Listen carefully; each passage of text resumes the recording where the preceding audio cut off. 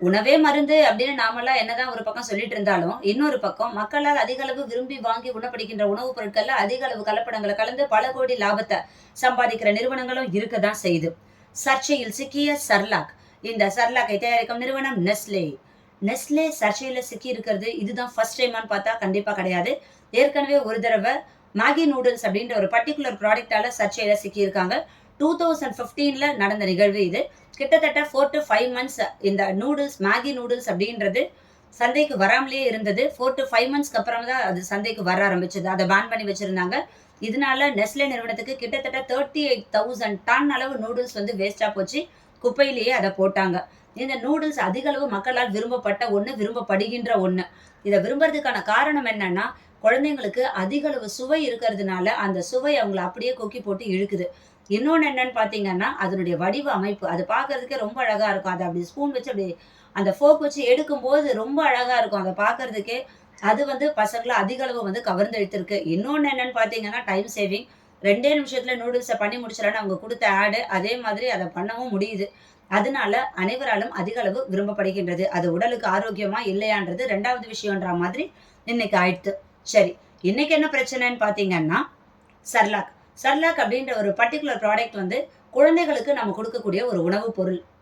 இன்னைக்கு அதிக அளவு YouTubeல சர்ச் பண்ற ஒரு அ தேடல் என்னவா இருக்கும் அப்படின்னு நீங்க பார்த்தீங்கன்னா, குழந்தைகளுக்கு எது குடுக்கலாம்? எது குடுக்கக்கூடாது? அவங்களுக்கு விட்டமின் ஏ கிடைக்கணும்னா என்ன பண்ணணும்? பிக்கு என்ன பண்ணணும்? சிக்கு என்ன பண்ணணும்? டிக்கு என்ன பண்ணணும்? இந்த மாதிரி தான் ஒவ்வொரு பெற்றோரும் தேடி தேடி பார்த்து பார்த்து குழந்தைங்களுக்கு குடுக்குறாங்க. ஆனா, தேடாமலேயே, பார்க்காமலேயே குடுக்குற ஒரு பொருள் என்னன்னு பார்த்தீங்கன்னா, கண்டிப்பா அது சர்லாக்கா தான் இருக்கும். நீங்க டாக்டர் கிட்ட போயிட்டு, "என் குழந்தை ரொம்ப ஒல்லியா இருக்கு. என்ன சார் பண்ணலாம்?" அப்படின்னு கேட்டீங்கன்னா, "தயங்காம சர்லாக் குடுங்கம்மா" அப்படின்னு சொல்வாரு.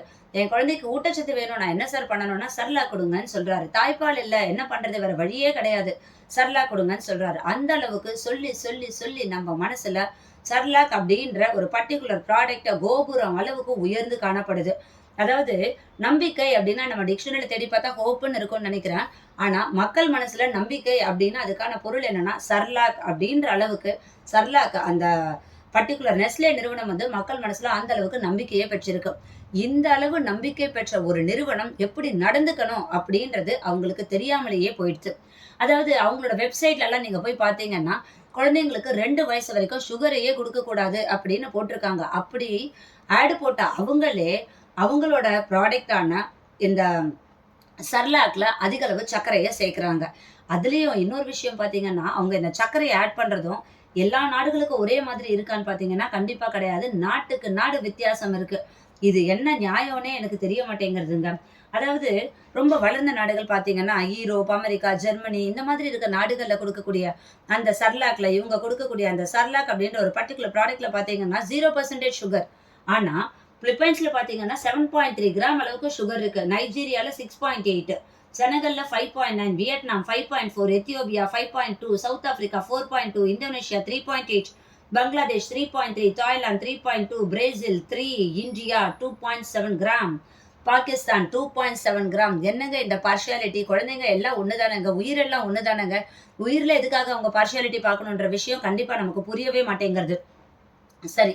இத எப்படி கண்டுபிடிச்சாங்க அப்படின்னு பார்த்தீங்கன்னா, இத பப்ளிக் ஐ அப்படின்ற ஒரு பர்ட்டிகுலர் அமைப்பும், IBFAN அதாவது international baby food action network அந்த அமைப்பும் சேர்ந்து இந்த நெஸ்லேவோட ப்ராடக்ட்ட ரிசர்ச் பண்ண ஆரம்பிச்சாங்க. கிட்டத்தட்ட 115 ப்ராடக்ட்ட அவங்க ரிசர்ச்க்கு எடுத்திருக்காங்க. அதுல கிட்டத்தட்ட 108 ப்ராடக்ட்ல சுகர் கலந்திருக்கிறத முடிவு பண்ணியிருக்காங்க. கிட்டத்தட்ட பார்த்தீங்கன்னா 94% அளவு அவங்க வந்து அவங்க ப்ராடக்ட்ல சுகர வந்து ஆட் பண்ணியிருக்காங்க. அதாவது இந்த சுகர சாப்பிடுறதுனால அப்படி என்னதான் நடக்க போகுது? சுகர் தானே விடுங்களேம்மான்னு கேட்கலாம். ஆனா, இந்த சுகர சாப்பிடுறதுனால தான் பல பிரச்சனைகள் உருவாகுது. அதாவது பார்த்தீங்கன்னா, அதிக அளவு மக்கள் சுகரால பாதிக்கப்பட்டிருக்க நாடு எதுன்னு கேட்டீங்கன்னா, டெஃபினட்டா நம்ம இந்தியா அதுல முக்கியமான பங்கை வகிக்கின்றது. அந்த அளவுக்கு இருக்கக்கூடிய காலகட்டத்தில நீங்க குழந்தைங்களுக்கே சுகர குடுத்தீங்கன்னா, என்னதான் நடக்கிறது?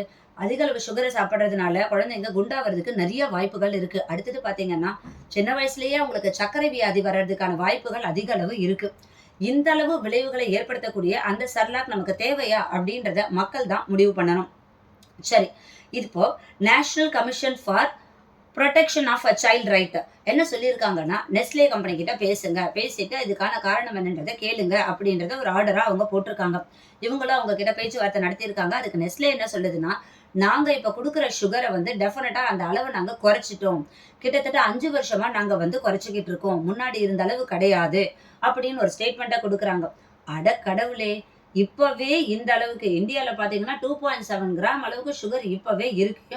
அப்ப 5 வருஷத்துல 30% அவங்க குறைச்சதா சொல்றாங்க. அப்ப 5 வருஷத்துக்கு முன்னாடி நாம சாப்பிட்டுருக்கோமே, அதுலலாம் எந்த அளவுக்கு சுகர் கன்டென்ட் இருந்திருக்கும்ன்றத நம்மால யோசிச்சு கூட பார்க்க முடிய மாட்டேங்குது. சரி விடுங்க. மத்த அமைப்புகள் விடுங்க. இவங்க பேசுறாங்க, அவங்க பேசுறாங்க, பேச்சுவார்த்தை நடக்குது. இதெல்லாம் விடுங்க. குழந்தை நம்ம குழந்தை. நாம தான் முடிவெடுக்கணும். குழந்தைக்கு எது குடுக்கணும், எது குடுக்கக்கூடாதுன்னு முடிவெடுக்க வேண்டியது நம்ம கையில இருக்கு. பெற்றோர்களாகிய நீங்கள் என்ன முடிவெடுக்க போறீங்க? குழந்தைங்களுக்கு என்ன குடுக்க போறீங்க? அப்படின்றத கமெண்ட்ல சொல்லுங்க. இந்த வீடியோ கண்டிப்பா உங்களுக்கு புடிச்சிருக்கும்னு நினைக்கிறேன். இந்த வீடியோ உங்களுக்கு புடிச்சிருந்துச்சுன்னா, நீங்க செய்ய வேண்டியது SSLC. Subscribe, share, like and comment.